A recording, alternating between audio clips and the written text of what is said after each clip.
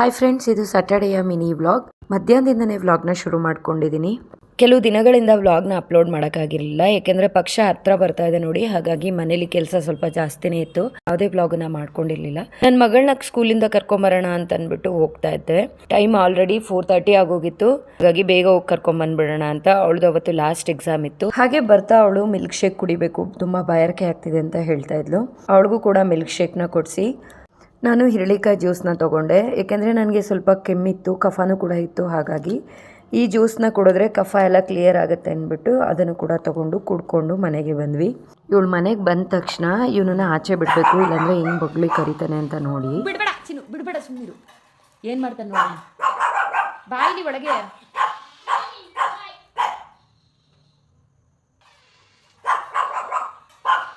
ಬಿಡಬೇಡ, ಸುಮ್ಮನಿರು.